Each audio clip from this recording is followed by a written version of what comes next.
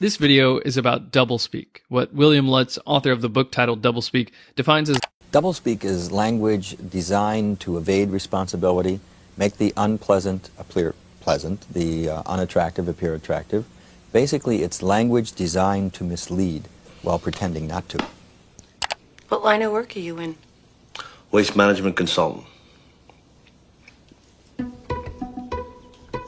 Let's say, for example, the person whose treacherous mountain climb my energy bar company sponsored cannibalized his climbing partner. It would be better for me to say something that technically communicates this information, but doesn't sound as terrible. Lutz says there are at least 4 kinds of doublespeak. Protein reallocation instead of cannibalism, and Tony Soprano's creative phrase to replace mobster would probably fall under the 4th kind of doublespeak, which is inflated language that is designed to make the simple seem complex, or to give an air of importance to people, things, or situations. The concept of doublespeak stems from George Orwell's 1984. In the book, doublethink is a key concept. To know and not to know, to be conscious of complete truthfulness while telling carefully constructed lies. Doublespeak becomes useful obviously when you are obligated to communicate something, but are unable to straight up lie. Yet, communicating the truth bluntly or as clear as possible doesn't have the listener perceive the information in a way that you would like. For example, when being asked about your current position during a job interview, you might think it would sound better to say, "I'm currently economically inactive due to being offered an early retirement opportunity as a result of my previous employer's human resource redundancy elimination initiative." A lot of times we don't want information communicated to us objectively and unembellished. Euphemisms like passed away instead of died, or big boned for fat, are words or phrases that are usually used to avoid a distasteful reality. William Lutz says that this is the first type of doublespeak. You see, I don't like euphemisms. I don't like language that reflects fear and conceals the truth. Americans can't really handle the truth, so they invent soft language to protect themselves. And it gets worse with every generation. Sometime during my lifetime, toilet paper became bathroom tissue. Used cars became previously owned transportation, and constipation became occasional irregularity. Poor people used to live in slums. Now, the economically disadvantaged occupy substandard housing in the inner cities. They don't have a negative cash flow position. They're broke. He does language around issues. He figures out what words will best sell an issue. In Frank Luntz's book, Words That Work, he explains the importance of using the right word or phrase to evoke the right response from the listener. He says, it's not what you say, it's what they hear. Focus on those words that cause people to change their minds, change their behavior, even change their attitudes. For example, the gambling industry became the gaming industry and completely changed its perception despite nothing about the industry actually changing. As Lutz says in the book, gambling looks like what an old man with a crumpled racing form does at the track, or feels like the services provided by some seedy back alley bookie in some smoke-filled room. Gaming is what families do together at the Hollywood-themed MGM Grand, New York, New York, or one of the other family-friendly resorts in Las Vegas. Gambling is a vice. Gaming is a choice.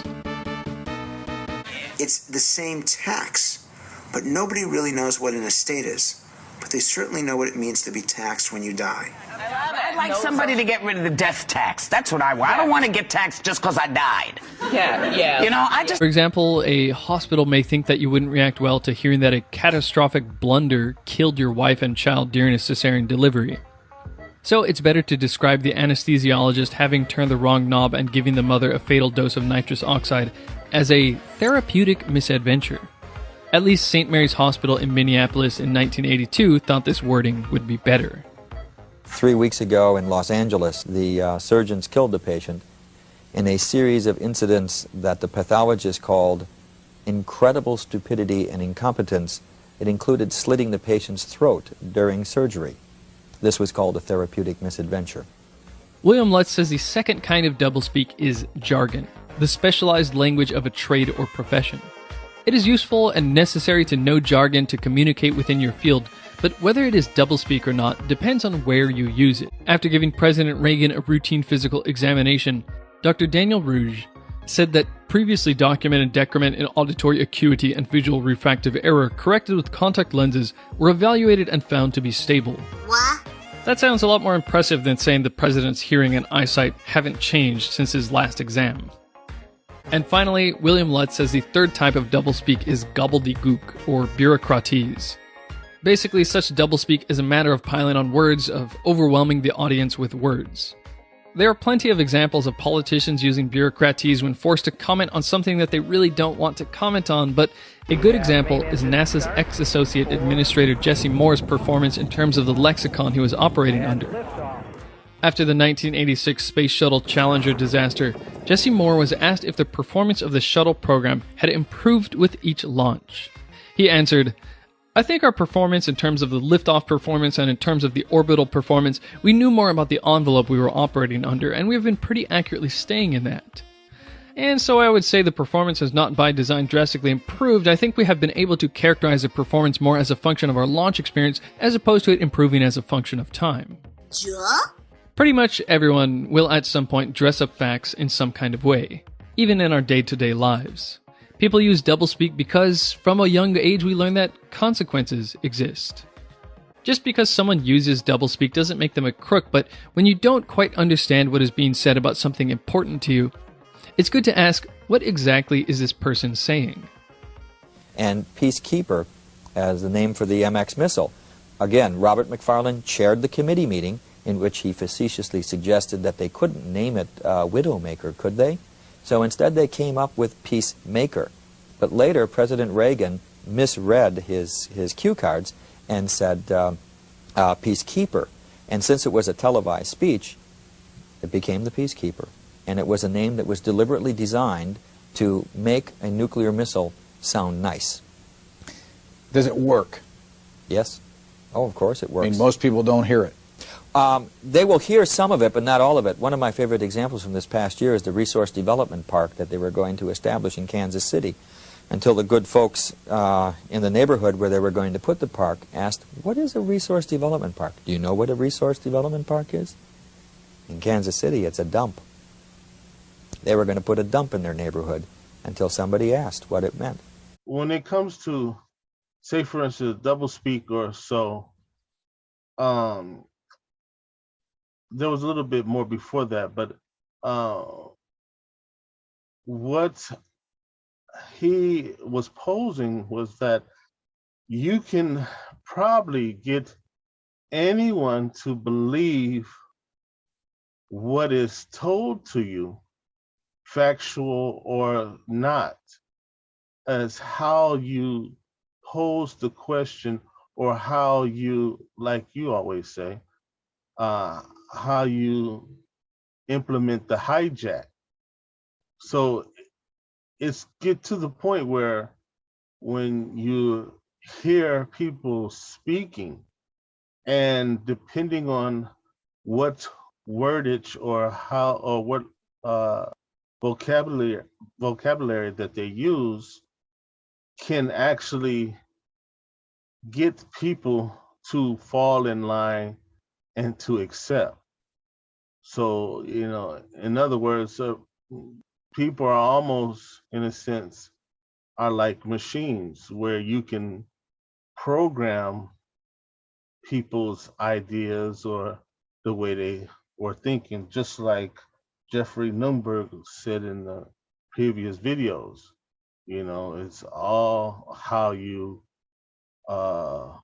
use the language or how you pose the hijack. So I thought that was very interesting.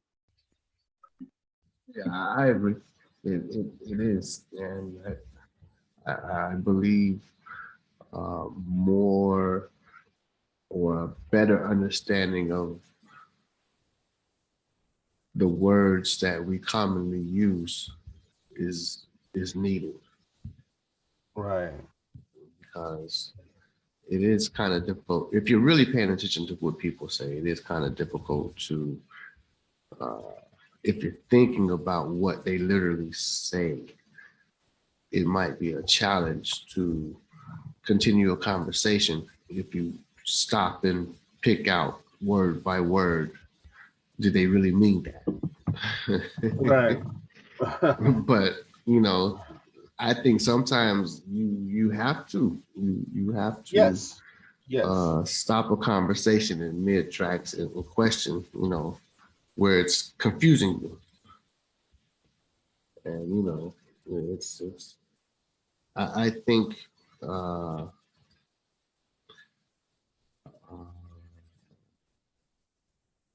here, as we know, there's a day face and a night face, correct? Right. Correct. And you know, to me, I had a conversation the other day where it was told to me that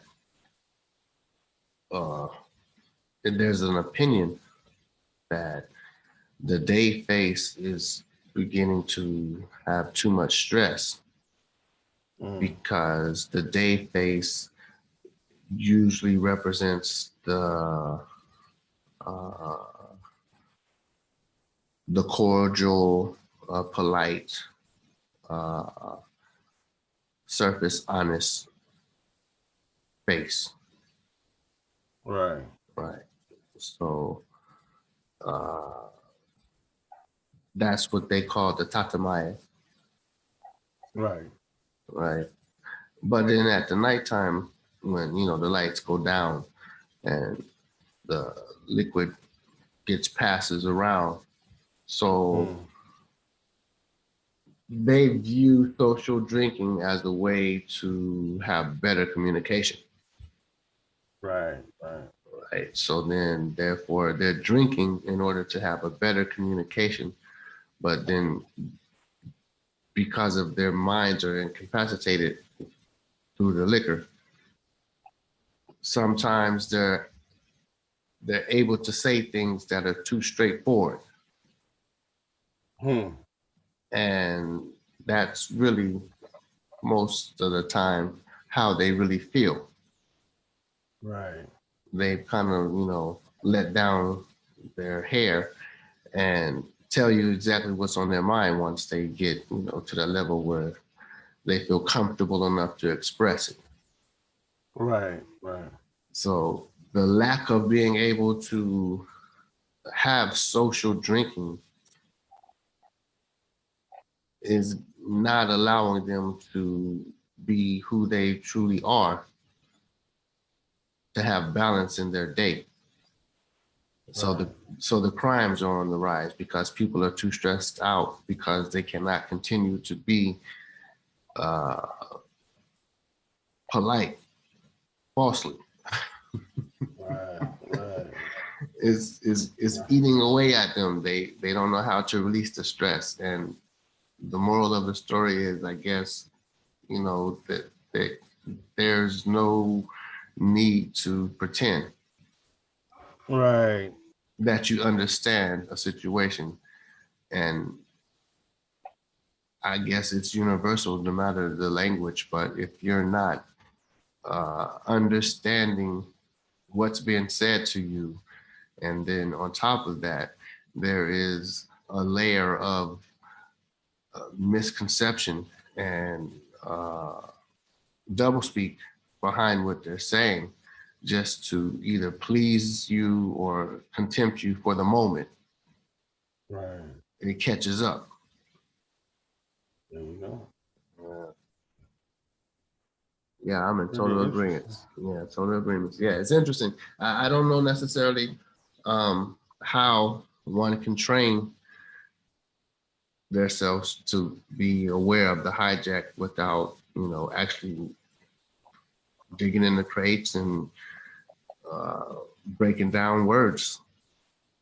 There you go. I want to know what you're planning to say here tonight. I have a right to know. All right, Jim, you can know. I'm going to tell them they do a lot of yapping about communism, but as long as they think about high profits instead of high production, they're playing the communist game. High production is a way to kill high prices. They want high prices. High prices mean inflation. Inflation today means depression tomorrow. And a depression in these United States is exactly the ace card Moscow was waiting to draw. They don't want to hear these things. Well, they're going to hear them. They're going to hear that capitalism itself is being challenged. If it doesn't survive, it's because men like themselves haven't the guts and the imagination to make it survive. You can't talk that crowd this way. You'll antagonize them. All right, so what? So I'll antagonize them. I yelled my head off about labor, didn't I, and its responsibilities? Well, I'm going to lay it right on the line for industry, too. Now, look here, Jim. You know just as well as I do that there are men at that banquet who will be rooting for a depression just so they can slap labor's ears back. And I suppose you have a few well-chosen words to say about tax reduction? You better not worry so much about tax reduction until we accomplish some of the things we have to accomplish. I'm going to tell them that the wealthiest nation in the world is a failure unless it's also the healthiest nation in the world. That means the highest medical care for the lowest income groups, and that goes for housing, too. The one thing this nation is not rich enough to afford is not having a roof over our heads. And I'm going to tell them that the American dream is not making money. This is the well-being and the freedom of the individual throughout the world, from Patagonia to Detroit. We can't be an island of plenty in a world of starvation, you know. We have to send food, clothing, machinery, and money to the bitter, impoverished people of the world to try to recreate their self-respect. Give them the desire again for individual freedom. And I'm going to tell them that as long as dictatorships remain in the world, we better remain well armed. Because the next time, we're not going to get 2 years to get ready. They're going to jump us overnight.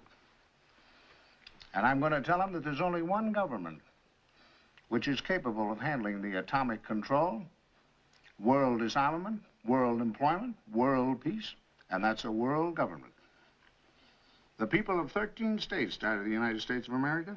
Well, I think that the people of that many nations are now ready to start a United States of the world, with or without Russia. And I mean a United States of the world, with one Bill of Rights, one international law, one international currency, one international citizenship. And I'm going to tell them that the brotherhood of man is not just an idealistic dream, but a practical necessity if man is going to survive. And I'm good. Where are you going? I'm going out and get pie-eyed, and I'm going back to Washington. You're walking out on me? Well, if you're going to climb out on a limb like that and saw it off behind you, let me remind you that up to now you haven't got one pledged delegate to that convention. Do you know how many you need to be nominated? About 550. Think that over. You've already scared off big labor, and if tonight you scare off big business, you're a dead duck. Jim, they've got to know where I stand. I told you that at the start. The best way is you have to sometimes just break things down word from word and to clarify, or even ask the question, what is it meant by this statement, or what do they mean by this or that, to understand. Because from what I was doing research and taking things literally from the etymology of each word, the most damaging words, or the most words that's used for doublespeak, is the compound words. So, things of that nature, it tends to be somewhat to their advantage, because they have changed the root or the etymology of the meaning and twist it to a certain degree. Examples, quick examples of just words that was in etymology that I found very interesting was like narrative. The root of narrative is to have a recount. That's, for me, I found that very interesting. Conspiracy, which was dated back in the 14th century. Con is the prefix. You know what con is. But conspiracy is plotting of evil, unlawful design, and this is the root word for conspiracy. There's other things. like frequency, which is was first originated or first was recorded in the 1550s or 1600s. It's a Latin root word, Old French, and basically frequency is state of being crowded or profused, a fact of occurring. Agenda, 1650s, a Latin root, things need to be done. Theological, and this, mandate, which is Greek and Latin. And this was interesting. The definition is hand power or manpower, and that's man. So which is hand of power or hand power, and date, which means time and appointment. So basically is to mark an assignment. And that's what I was meaning by compound words, taking man and taking date and putting it together. So now you have something that becomes something totally different. And normally, again, man itself is power, and a date is a point in time. But when you put these together, again, mark assignment. Another one, project or project, which again is a prefix, profession, forward, 1400th century Latin. And project, dig this, plan or scheme, design. And then there was another one, projects, so the projects. So again, things like this, are very interesting. You have anything to, to add, Vessel 2? Yeah, the conjunction of words is what allows you to mix up the spells. Yes, that's what I have been noticing. That's what I have noticed. So you're correct. You have to be conscious of the word play, and when they're combining the words together, they can mean totally different things. And yeah, that goes along what we were just discussing, how we take words for granted, I think. Exactly. We'll say something without really understanding the underlying root of what the words mean. Yeah. There's tons of things that we hear on a common basis. I'm just gonna throw a few more out there, and then we can move on. But gas light. If you ever heard of the word gaslight, of course, gas, is we know what gas is, and light, what light is. But when you combine these words, it's manipulating small elements of the target's environment. So when you gaslight a person, you basically changing their surroundings and making them believe that what they see or what they think is happening to them is not. So you playing mind games on a person, basically, which is interesting.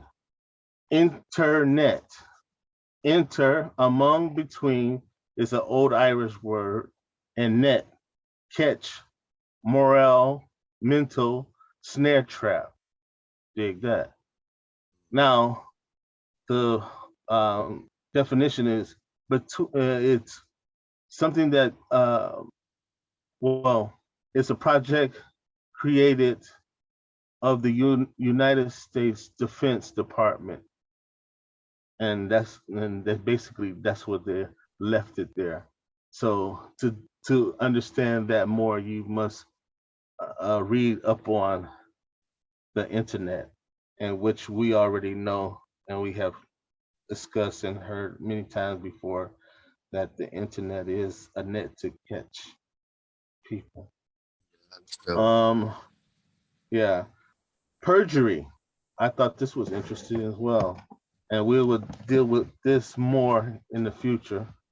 Perjury is an old Anglo-French Latin word, which is to swear falsely.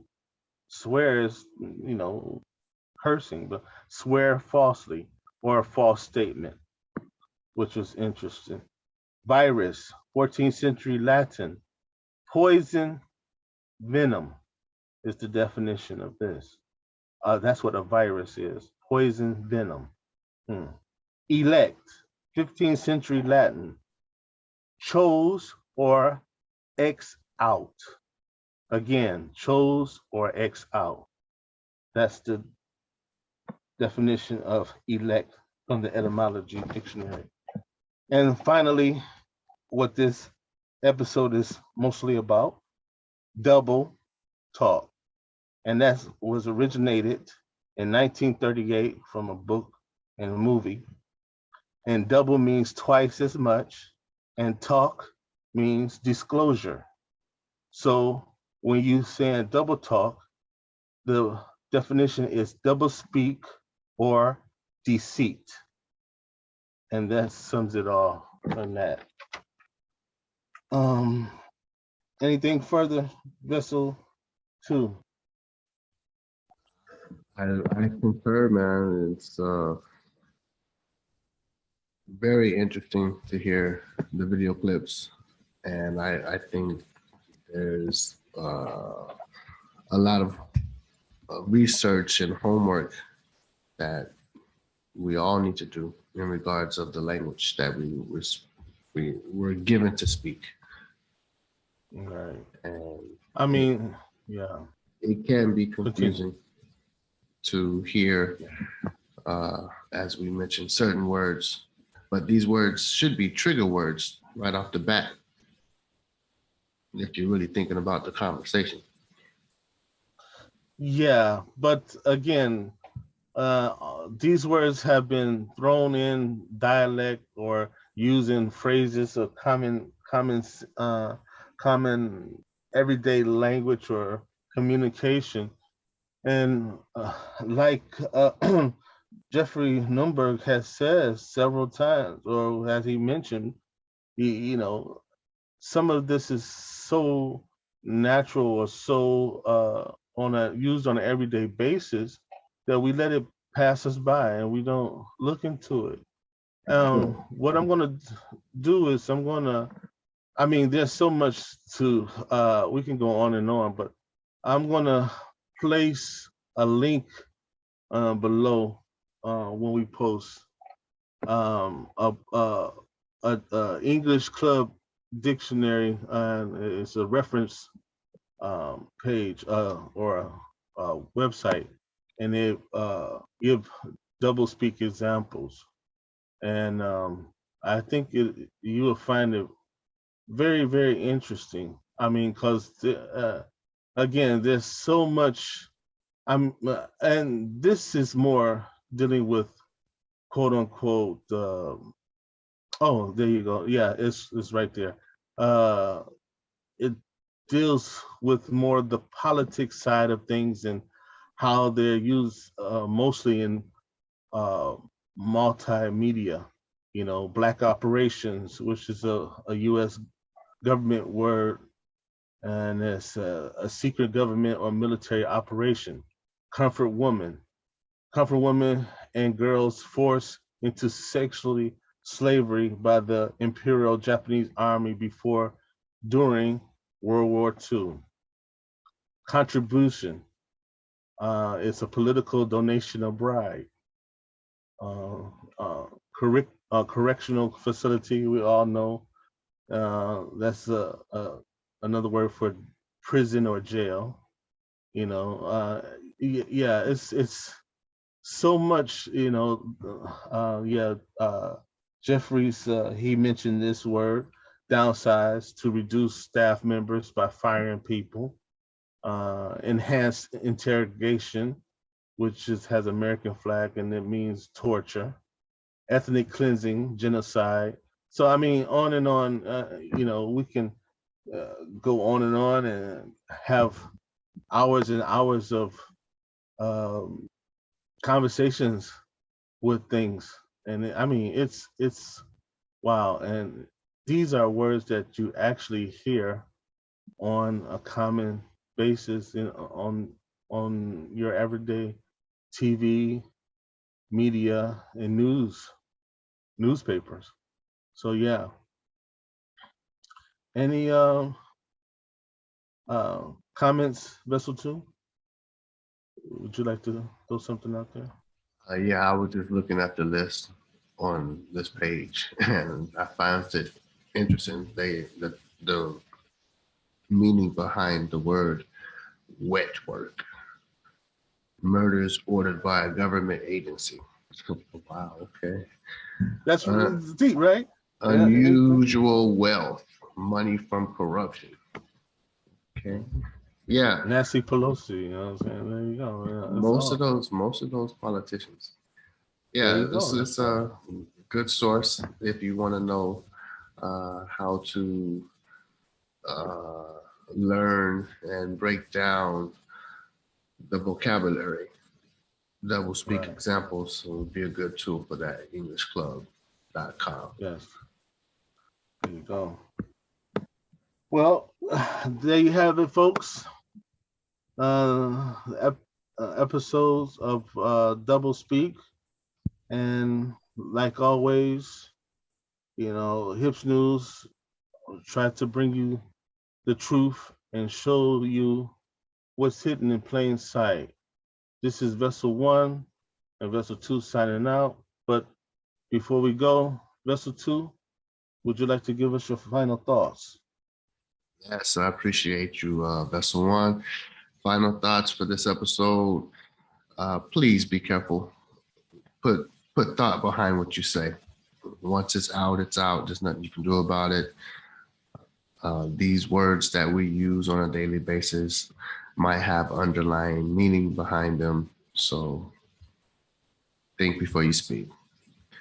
As always, stand on your square. Take care of the ones who you consider to be loved ones. Stay virus free. Peace.